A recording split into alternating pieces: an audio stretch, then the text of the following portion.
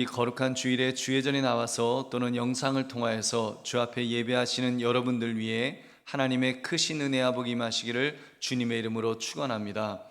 오늘 여러분과 함께 나눌 말씀은 상실이 주는 역설, 상실이 주는 역설이라는 제목입니다.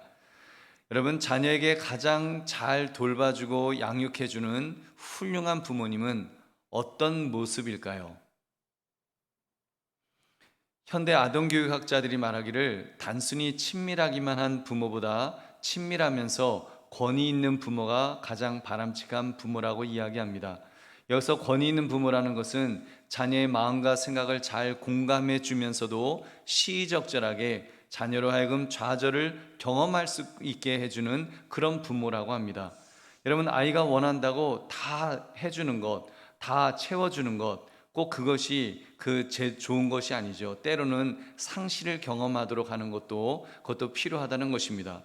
제가 그런 이야기도 들어봤어요. 아기가 이제 싸면은 그 기저귀를 갈아주는데 애가 빽 하고 운다고 해서 바로 갈아주지 말고 좀 척척한 축축해진 그런 기저귀 불편함을 좀 아이가 느끼게 하는 것도 아이의 그 성격에 형성되는 데 있어서 도움이 된다, 이런 이야기를 들어본 적이 있습니다. 여러분, 아무튼 그런 주장에 대한 결과물로 구약의 족장들을 한번 예로 들 수 있을 것입니다. 아브라함의 아들 이삭을 한번 생각해 보십시오. 이삭은 아브라함이 100세 때 태어났던 그 아들이다 보니까 얼마나 과도한 사랑을 많이 받은 그런 아들이겠습니까? 아무런 부족함이 없이 원하는 것이면 무엇이든지 얻으면서 그렇게 살았을 것입니다. 반면에 어린 나이에 집을 떠나서 삼촌의 수하에서 눈칫밥 먹으며 성장해야 했던 야곱이라든지, 또는 형들의 미움을 받아 청소년 시기를 애굽의 노예로 살아야 했던 그 요셉과 같은 인물, 여러분, 원하는 것을 다 빼앗기고 엄청난 상실을 경험하면서 그렇게 살았을 것입니다. 근데 그들의 영적 성숙도를 한번 비교해 보니까 반비례 그래프를 볼 수가 있었습니다. 모든 것이 풍족했을 이삭이 덜 성숙한 반면에 늘 빼앗기고 늘 부족하게 살았을 야곱과 요셉은 더 성숙해진 면이 분명히 있다는 것입니다. 여러분, 그런 결과를 어떻게 이해해야 할까요?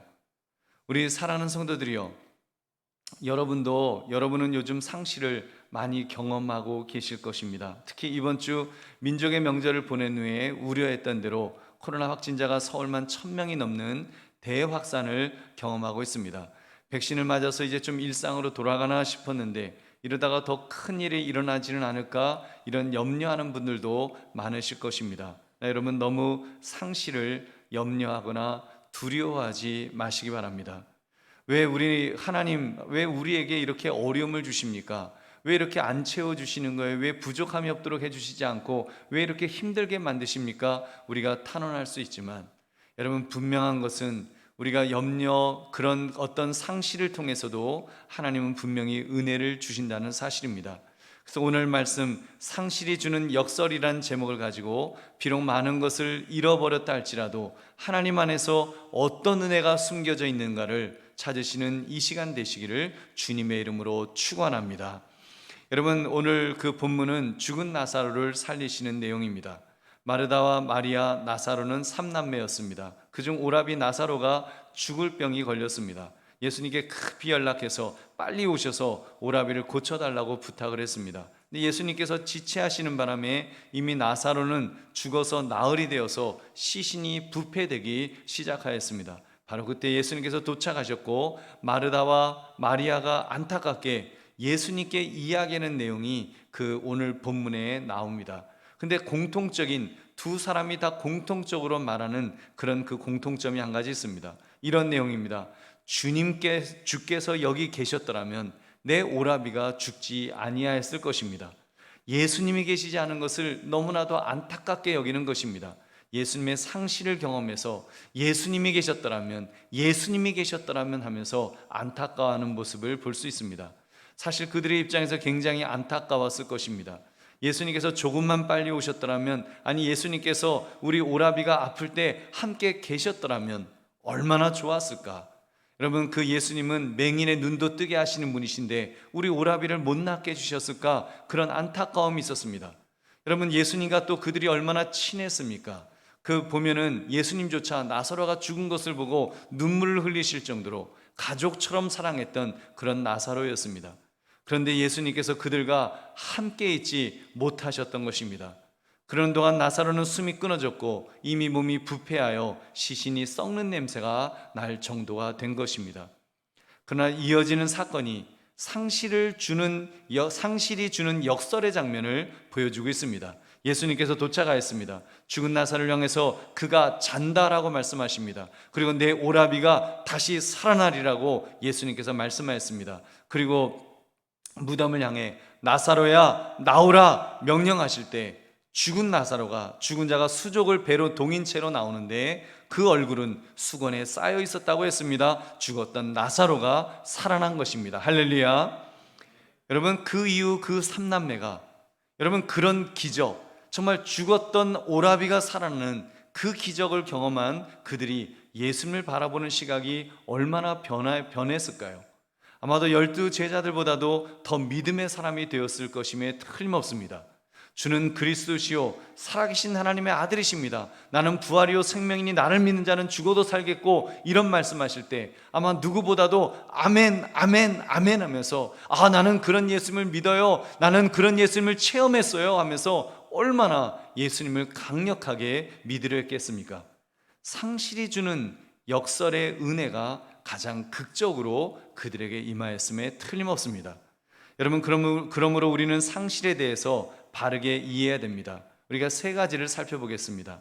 첫째, 하나님 안에서의 상실은 불행이 아닙니다. 여러분, 상실이 불행이 아니에요. 우리는 상실을 불행이라고 여깁니다.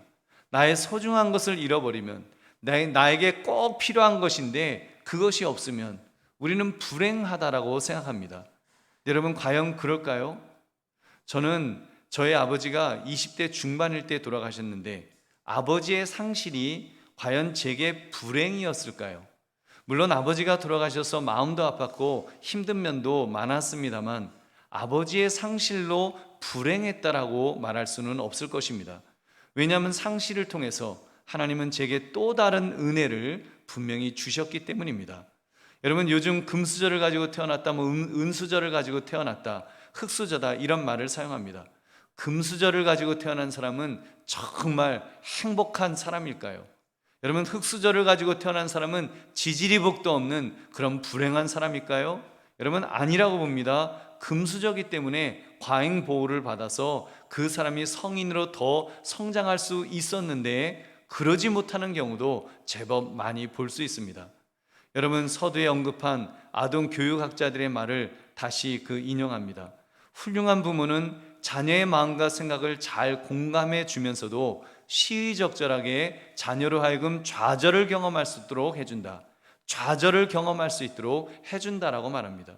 여러분, 적절한 예인지는 모르겠습니다만 우리 예수님께서 나사로의 가족에게 상실감을 주셨던 것은 사실입니다. 나사로가 병들어 죽게 되었다고 했을 때 예수님은 지체하셨습니다. 요한복음 11장 6절 7절, 나사로가 병들었다함을 들으시고 그 계시던 곳에 이틀을 더 유하시고 그 후에 제자들에게 이르시되 유대로 다시 가자 하시니. 여러분, 물론 이 내용이 예수님께서 나사로가 죽기를 기다리셨다고까지는 해석할 필요가 없을 것 같습니다. 왜냐하면 예수님께서 나사로가 죽은 것을 보시고 눈물도 흘리셨고, 사실 예수님이 가셨을 때는 여러분 이미 나사로가 죽은 지 나흘이나 지났기 때문입니다. 그 이야기는 이 소식을 들으셨을 때는 이미 나사로가 죽었을 것입니다. 그 예수님은 다 아셨겠죠. 영적으로 이미 나사로가 죽었구나, 그것을 아셨기 때문에. 그리고는 어떤 이유인지는 정확히 알 수 없지만 지체하셨던 것입니다. 또 이틀씩이나 지체하시고 이제 나흘이 되어서야 그곳에 도착하였습니다. 여러분, 그런 걸 통해서 아마도 마리아와 마르다는 그 상실을 통해 하나님을 기다리는 그런 무엇인가를 배우게 되지 않았을까요? 여러분, 사실 이런 상실의 순간들은 제자들이 여러 번 경험했던 그런 일들입니다. 그리고 그런 사건들을 우리 예수님께서 어떻게 보면 의도적으로 만드셨다라고도 할 수 있을 것입니다. 마가복음 4장을 보면 예수님께서 제자들과 함께 바다 저편으로 건너가셨습니다. 근데 큰 광풍이 일어났는데 제자들이 그 광풍과 싸우다가 거반 죽게 되었습니다. 평생을 바다에서 잔뼈가 굵었지만 도저히 그 풍랑은 감당할 수가 없었던 것입니다. 그런데 여러분, 그때 예수님은 어디에 계셨습니까? 그때 예수님은, 그들이 그렇게 풍랑과 싸우고 있을 때 예수님은 어디에 계셨을까요? 여러분, 마가복음 4장 38절을 보니까 예수님께서는 고물에서 베개를 베고 주무시더니 제자들이 깨우며 이르되 선생님이여 우리가 죽게 된 것을 돌보지 아니하시나이까 하니, 여러분, 예수님은 배 뒤편에 누워서 잠을 자고 계셨습니다. 좀 황당한 장면이지요. 제자들은 지금 발을 동동 구르면서 풍랑과 싸우느라고 그 난리를 치는데 지금 예수님은 잠에 푹 빠져 계신다니요. 이게 굉장히 좀 어떻게 보면 안 어울리는 그림이에요. 제자들이 오죽 야속했으면 선생님이여 우리가 죽게 된 것을 돌보지 않으십니까? 우리가 죽게 된 것을 예수님께서 우리를 돌보지 않으십니까? 라고 그렇게 원망하고 있습니다. 제자들이 상실감을 느꼈던 것입니다. 자기들이 이렇게 힘든데 왜 예수님은 지금 자기들 옆에서 함께 왜 힘을 쓰지 않으시냐고, 왜 도와주지 않으시냐고 지금 탄원하고 있는 것입니다. 상실감을 넘어서 아예 배신감을 느꼈을 것입니다. 그때 예수님께서 일어나셔서 바람을 꾸짖으시며 바다더러 잠잠하라 고요하라 명령하였습니다. 바람이 그치고 아주 잔잔해졌습니다. 할렐루야. 여러분, 그러자 제자들이 어떻게 반응을 했습니까? 그 광경을 보고서야 41절에 보니까 그들이 심히 두려워하여 서로 말하되 그가 누구이기에 바람과 바다도 순종하는가 하였더라. 아멘. 여러분, 예수님을 향한 경외감을 느끼기 시작한 것입니다. 여러분, 저는 그런 생각을 해봤습니다. 처음부터 예수님께서 그 풍랑이 일었을 때 제자들과 함께 옆에서 막 같이 힘을 쓰시는 거예요. 빨리 저 돛을 잡아라, 빨리 노를 저어라 하면서 막 같이 했다면 아마 어쩌면 그 제자들이 그 풍랑을 끝까지 싸워서 이겼을지도 모르겠습니다. 여러분, 그러나 그랬더라면 예수님을 어떤 동지로 여겼을지는 모르겠지만 예수님에 대한 경외감을 느낄 수 있는 기회는 분명히 놓쳤을 것입니다. 하나님은 우리의 상실감을 통해 더 큰 은혜를 주시는 분이신 줄 믿으시기 바랍니다. 여러분, 그렇기 때문에 하나님 안에서의 상실은 불행이 아님을 기억합시다. 그때야말로 하나님께서 우리가 시험을 견뎌야 할 때라고 하실지도 모릅니다. 우리가 인내해야 할 때라고 말씀하실 것입니다. 우리가 도움을 받아야 될 때라고 말씀하실 것입니다. 우리가 그 최상의 것을 배워야 할 때라고 그렇게 말씀하실 것이고, 우리가 하나님의 능력과 힘의 증거를 경험해야 될 때라고 말씀하실 것임에 틀림없습니다. 여러분, 그러므로 상실의 때를 만나더라도 불행하다고 낙심하지 마시기를 주님의 이름으로 축원합니다. 여러분, 두 번째, 상실을 통해 더 하나님을 친밀하게 경험할 수 있습니다.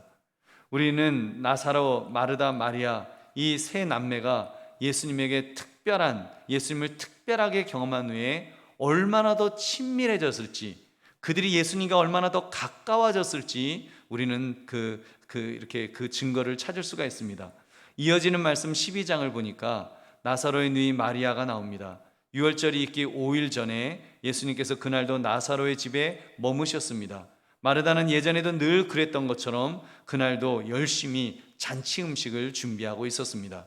그때 마리아가 지극히 비싼 향유, 곧 순전한 나드 한 근을 가져다가 예수님의 발에 붓고 자기 머리털로 그의 발을 닦았습니다. 여러분, 마리아의 마음이 느껴지시는가요? 마리아가 정말 예수님을 향하여 예수님을 얼마나 정말 섬기고자 하는지, 예수님을 사랑하는 마음을 가지고 예수님에게 다가가고 있는지, 여러분, 그 친밀함이 느껴지시는지요? 마리아가 나드 향유, 지극히 비싼 향유를 예수님의 발에 부었다 그랬습니다. 가룟유다가 계산을 했어요. 값어치를 계산했어요. 300데나리온이라고 그랬습니다. 한 데나리온은 한 사람의 일일 품삯입니다. 그러면 300일치니까 우리 돈으로 계산하면 한 5천만 원어치 정도 되겠죠. 뭐 거의 연봉이니까 5천만 원은 되겠죠. 여러분, 마리아가 무슨 재벌집 며느리였던가요? 아닙니다. 평범한 집 그냥 사람이에요. 그 향유는 마리아가 가진 전 재산이라고 말해도 과언이 아닐 것입니다. 그것을 아낌없이 예수님의 발에 부었습니다. 더구나 여인의 자존심이라고 할 수 있는 여인의 머리카락으로 예수님의 발을 닦아 드렸습니다. 여러분, 머리카락을요 누가 손으로 만지기만 해도 얼마나 기분 나빠합니까? 제 아내도 잘 머리 못 만지게 해요. 만약에 제가 발로 머리를 뭐 툭툭 건드렸다, 아마 난리가 날 겁니다. 아마 끝날 거예요. 그 정도로 여러분, 얼마나 이 머리카락이 이게 얼마나 그 소중한 것이고 여성들의 어떤 자존심과 같은 것입니까? 반면에 예수님의 발을 보세요. 여러분, 예수님 당시에 길거리에는요 가축들의 똥이 질비하게 있었습니다. 그때 신발은 여러분 그 샌들이에요, 샌들. 그러면 얼마나 발이 더러워졌을까요? 그냥 이렇게 욱하고 이렇게 밟으면 뭉클하면서 뭐 그런 거 있잖아요. 막 그렇게 더러워진 그런 발이에요. 그 비포장 도로, 막 그 꾸정물이 있는 그런 데를 밟으셨을 바로 그런 더러운 발입니다. 근데 우리 예수님, 우리 마리아가 여러분 지금 예수님의 발을 향유를 부어서 자기 머리카락으로 닦아 드렸다는 것은 여러분, 그 마리아가 정말 더 친밀하게 예수님을 가까이 가는, 예수님을 경험했기 때문에 그 할 수 있는 그런 행동임에 틀림없습니다. 그래서 예수님께서 마리아의 그런 행동을 이렇게 인정해 주셨습니다. 요한복음 12장 7절, 예수께서 이르시되 그를 가만두어 나의 장례할 날을 위하여 그것을 간직하게 하라. 마리아의 행위가 예수님의 장례식을 준비하는 그런 일이었노라고 예수님이 인정해 주셨습니다. 얼마나 멋진 영적인 그런 일을 마리아가 감당한 것인지요. 또 이어지는 요한복음 12장 9절을 보면 나사로도 그렇게 다시 살아난 후에 그도 영적으로 훌쩍 성장했다는 것을 우리는 볼 수 있습니다. 그의 존재가 곧 전도의 도구가 되었으니까요. 11절 말씀, 나사로 때문에 많은 유대인이 가서 예수를 믿음이러라. 아멘. 그렇습니다. 그들의 상실이 예수님을 더 깊이 깨닫게 되는 오히려 축복의 통로가, 축복의 기회가 된 줄 여러분 믿으시기 바랍니다. 여러분, 이렇게만 보아도 상실이라는 것이 여러분 무조건 불행은 아니라는 것을 알 수가 있으시겠죠. 오히려 상실과 반대로 너무 과잉 보호를 받았던 인생이 여러분 성숙하지 못하는 그런 모습을 우리는 종종 본다 그랬습니다. 그 대표적인 인물이 바로 이 이삭입니다. 여러분, 서두에 이삭은 아브라함이 100세에 낳은 아들이란 말씀을 드렸습니다. 이삭이 얼마나 과보를 받았는지는 충분히 상상하실 수 있으실 것입니다. 여러분, 사라 할머니가 자기 아들 이삭을 키우면서 얼마나 보호를 많이 했겠어요. 오죽 보호를 열심히 했으면, 여러분 그래도 이복 동생이잖아요, 이스마엘.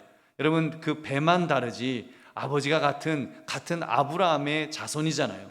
근데 이스마엘을 쫓아내는, 그 이스마엘이 그 어린 동생을 조금 이렇게 행동을 했겠죠. 그런다고 잔인할 정도로 그를 쫓아버리는 그 모습을 우리는 압니다. 여러분, 어쩌면요 더 훌륭한 아들로 이삭을 양육하기 위해서는 오히려 이스마엘 같은 그런 존재가 옆에 있는 것이 더 나았을 것입니다. 그래야지 아이들이 거절하는 대상을 경험하면서 좀 분노도 느껴보고, 그리고 공격성도 한번 가져보면서, 그러면서 그 현실적인 자아상이 이렇게 잘 형성이 되겠죠. 근데 이삭은 그런 과정이 부족했기 때문에 워낙 온실 속에 화초처럼 자란 그런 사람이었기 때문에 그의 노년을 보면 성숙한 그런 모습이 보이지가 않습니다. 여러분 아시는 것처럼 그는 미식 욕구가 있었죠. 맛있는 음식이라고 하면 아주 그냥 막 어쩔 줄 몰라 하는, 그래서 맛있는 음식을 먹고 싶은 욕구가 퇴행적 행동으로 나왔다고 이 심리학자들이 그렇게 진단을 합니다. 그 결과는 어떻게 됐어요? 작은 아들이 그 아버지를 속여서 형 에서가 받아야 될 축복을 가로채는 비극의 단초가 되었던 것입니다. 우리 사랑하는 성도님들, 내 삶에 상실이 있다고 너무 그래서 속상해하지 마시기 바랍니다. 이렇게 나를 흙수저로 태어나게 하실 것 같으면 차라리 태어나지 않게 하시지, 누가 태어나고 싶다 그랬나? 왜 나를 태어나게 해서 이 고생을 시키는가? 여러분 그렇게 원망하지는 않으셨는지요? 생명은 하나님이 주셨습니다. 여러분, 생명은 하나님이 주셨습니다. 창조주 하나님께서 우리를 계획하시고 우리로 하여금 이 땅에서 살아가도록 하신 것입니다. 그리고 설령 상실을 경험한다고 할지라도 불행하지 않도록 우리에게 은혜를 주실 것입니다. 그리고 여러분 금수저를 물고 태어났다고 할지라도 하나님이 없다면 오히려 불행해질 수도 있습니다. 그렇기 때문에 상실을 통해서 무엇을 깨닫느냐 하는 것이 더 중요합니다. 내가 상실을 경험한다고 할지라도 내가 하나님 안에서 어떤 은혜를 얻을 수 있는가, 우리가 그것을 바라보는 것이 그것이 더 중요합니다. 여러분, 코로나19 빨리 멈춰지지 않아서 많이 정말 지치셨을 것입니다. 백신을 맞았는데도 일상으로 돌아갈 수 없는 현실이 큰 상실감으로 느껴지셨을 것입니다. 그렇다 할지라도 여러분, 너무 낙심하지 맙시다. 오히려 그 상실을 통해서 더 하나님을 친밀하게 경험합시다. 오히려 지금 이 상실을 통해서 여러분, 정말 하나님이 아니면 안 된다고 하는, 하나님만이 나의 구원이시고 하나님만이 나의 피난처시라고 하는 것을 여러분 깨닫는 그런 시간으로 만들어 갑시다. 비록 지금 우리에게 정말 상실감이 크다 할지라도 여러분, 그것을 통해서 믿음으로 극복하시기를 주님의 이름으로 축원합니다. 여러분, 그렇게 할 때 상실을 통해 더 하나님을 친밀하게 경험하심으로 더 큰 은혜 속에 살아가시기를 다시 한번 주의 이름으로 축원합니다. 셋째, 상실의 시기를 믿음으로 견디는 인내심을 발휘합시다. 여러분, 성경 어디에도 보면요, 전혀 상실 없이 살았던 인물을 소개하지 않습니다. 모든 사람은 상실을 경험합니다. 이삭조차도 상실이 있었습니다. 상실이 있었으니까 그래도 믿음의 조상으로 그가 설 수 있었겠죠. 다만 이삭은 아버지 아브라함이나 아들 야곱이나 손자 요셉과 비교할 때 비교적 평탄한 삶을 살았다는 것을 말씀을 드렸습니다. 반면에 여러분, 야곱은 상실이 너무 많은 그런 인물이었습니다. 아버지 이삭과 비교하면 너무 상실이 많죠. 그는 날 때부터요, 형의 발을 잡고 나올 정도로 상실을 아예 달고 태어난 그런 사람입니다. 성장하면서 장자의 명분을 얻으려고 붉은 죽으로 형을 속였습니다. 그리고 형이 급기야는 장자의 축복 기도를 받으려고 아버지를 속였던 사람입니다. 형이 자기를 죽이려고 하자 청소년기에 이역만리 외삼촌의 집을 향해 길을 떠나는 그 심정이 어떠했을까요? 말이 외삼촌이지 남의 집살이를 할 때 결혼하여 가정을 이루기까지 남의 집살이 했던 그 야곱의 인생이 얼마나 여러분 힘들고 또 힘들었을까요? 여러분, 그리고 자기가 사랑했던 그 아내 라헬을 잃는 그런 또 아픔도 경험했습니다. 또 자기가 그렇게 또 편애했던 아들 요셉도 잃어버리는 그런 아픔이 있었습니다. 그의 인생은 정말 그런 상실을 놓고 본다면 그의 인생은 지옥 같은 인생이었음에 틀림없습니다. 그러나 여러분, 그런 그 상실이 많은 야곱의 인생이지만 그의 마지막을 보니까 그의 마지막 애굽 왕 앞에 보여주었던 그 의연한 믿음의 모습은 여러분, 우리가 어떻게 이해해야 되겠습니까? 창세기 47장 9절부터 10절, 야곱이 바로에게 아뢰되 내 나그네 길의 세월이 130년이니이다. 내 나이가 얼마 못되니 우리 조상의 나그네 길의 연조에 미치지 못하나 험악한 세월을 보내었나이다 하고 야곱이 바로에게 축복하고 그 앞에서 나오니라. 아멘. 여러분, 그런 상실을 겪었지만 그가 영적으로 얼마나 성숙해졌으면 정말 믿음의 장부로서, 그 믿음의 조상으로서 그의 위치가, 그의 어떤 성숙도가 얼마나 무르익었으면 여러분, 바로왕 앞에서 그를 축복하고 나올 정도의 그런 인물이 되었던 것입니다. 그리고 마지막 그의 손자 요셉의 두 아들들 에브라임과 므낫세를 축복하는데 그 손을 어긋나게 이렇게 얹기를 고집했던 모습 또한 여러분, 우리가 보아야 됩니다. 여러분 아시는 것처럼 아버지 이삭은 먹을 것 먹고 별미 먹고 축복해 주려다가 아들 야곱에게 속는 그런 모습이었어요. 그런 이삭과 비교해 볼 때 너무나도 영적으로 정말 깨어있는, 영적으로 분명한 목적을 가지고 그 좌수와 우수를 어긋나게 하면서 축복하는 그 영적인 어떤 그 심지가 분명한 그런 모습을 우리가 볼 수 있습니다. 더구나 그의 마지막을 침상머리에서 하나님께 경배하는 모습은 여러분, 정말 영혼을 하나님께 맡기는, 이제는 내가 본향으로 천국으로 돌아가는 자로서 자기 영혼을 하나님께 맡기는 믿음의 아버지의 모습을 분명히 보여주었던 것입니다. 상실의 시기를 통과할 때 그 상실의 시기를 통하여서 더 큰 믿음의 장부가 되었음에 틀림없습니다. 여러분, 말이 나온 김에 요셉을 더 예로 들어도 똑같은 평가를 내릴 수 있습니다. 어린 나이에 너무 큰 상실을 경험했던 요셉이었습니다. 어린 나이에 어머니를 잃었습니다. 어린 나이에 형들의 미움을 받아서 애굽의 종으로 팔려갔습니다. 여주인의 유혹을 뿌리쳤다가 하나님의 말씀대로 살려고 뿌리쳤다가 오히려 강간미수범이라는 누명까지 어른으로부터 쓸 정도로 정말 어린아이로서는 당하기 힘든 그런 상실감을, 정말 실망감을 느꼈을 것입니다. 그런데 그런 그 상실감이 그를 망가뜨린 것이 아니라 그를 오히려 성장시키셨습니다. 더 하나님을 친밀하게 경험하는 계기로 만들었던 것입니다. 그는 어린 나이에 어머니를 잃었다고 했습니다. 그러나 여러분, 그 누구보다도 영적으로는 하나님과 가까이 그렇게 살았던 그런 어린 시절의 그의 모습을 볼 수가 있습니다. 형들은요, 결코 꿈도 꾸지 못했던 하나님이 주시는 꿈을 벌써 그 어린 요셉은 그렇게 2번씩이나 꾸면서 형들의 단이 자기에게 절하고 그 해와 달들이 자기에게 절하는 것들을 경험하는, 얼마나 그 멋진 인생을 그가 살았는지요. 그는 노예로 팔려가서도 여호와께서 늘 그와 함께 하신다고 했습니다.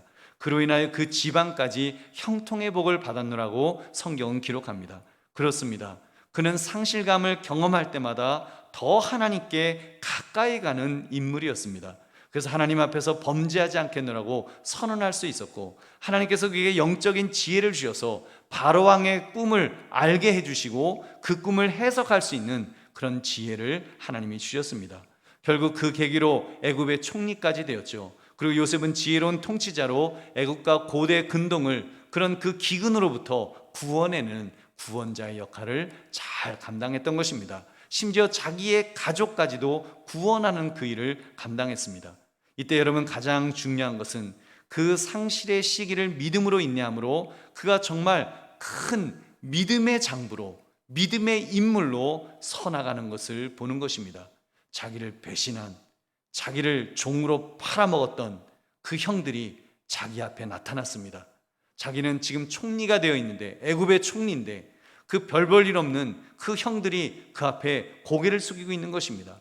얼마든지 인간적으로 복수해도 누가 뭐라고 얘기했습니까? 오히려 그들을 구원하는 구원자의 역할을 오히려 그 요셉은 감당합니다. 창세기 45장 5절, 당신들이 나를 이곳에 팔았다고 해서 근심하지 마소서, 한탄하지 마소서. 하나님이 생명을 구하시려고 나를 당신들보다 먼저 보내셨나이다. 아멘. 여러분, 얼마나 멋진 믿음의 장부의 모습입니까? 우리 사랑하는 성도님들, 그렇다면 지금 여러분의 삶에서 어떤 것들이 지금 떠나가고 있는가요? 여러분, 어떤 것들이 떠나가 버리셨습니까? 그 상실감이 얼마나 크십니까? 그러나 실망하지 마시고 낙심하지 마시고 고개를 들어서 하나님을 바라봅시다. 그리고 인내하십시오. 여러분, 그러면 하나님께서 붙들어 주실 것입니다. 주의 강한 팔로 붙들어 주시면 우리를 더 성장시켜 주실 것입니다. 영의 눈을 열어서 오히려 이전에 보지 못했던 것들을 우리가 볼 수 있는 자로 하나님은 우리를 성숙하도록 만들어 주실 것입니다. 영적으로 성장하도록, 믿음의 장부가 되도록 우리를 붙들어 주시고 세워 주실 것입니다. 그래서 선한 영향력을 끼치는 그런 사람이 될 줄로 믿습니다. 그 하나님을 기대하십시오. 그리고 그 하나님을 의지하십시오. 그리고 오늘 하루 또 힘있게 일어섭시다. 주님의 놀라운 은혜와 복이 임할 줄로 믿습니다. 말씀을 맺습니다. 상실이 주는 역설. 여러분, 이것이 성경이 우리에게 말씀하시는 우리 믿음의 사람만이 가지는 어떤 역동성이라고 저는 믿습니다. 세상 사람들은 소중한 것을 잃어버리면, 빼앗겨버리면 원망합니다. 좌절합니다. 그리고 낙심하죠. 그러나 믿음의 사람은 그 상실감을 통해서 더 하나님께 가까이 나아가는 것입니다. 인내함으로 견딥니다. 그래서 하나님께서 붙들어 주시는 새로운 은혜를 경험합니다. 오히려 더 큰 영향력을 발휘하는 사람이 되는 것입니다. 그러므로 상실이 주는 역설이라는 이 제목처럼 상실을 통해 오히려 하나님의 능력을 경험할 수 있는 저와 여러분 되시기를 주님의 이름으로 축원합니다.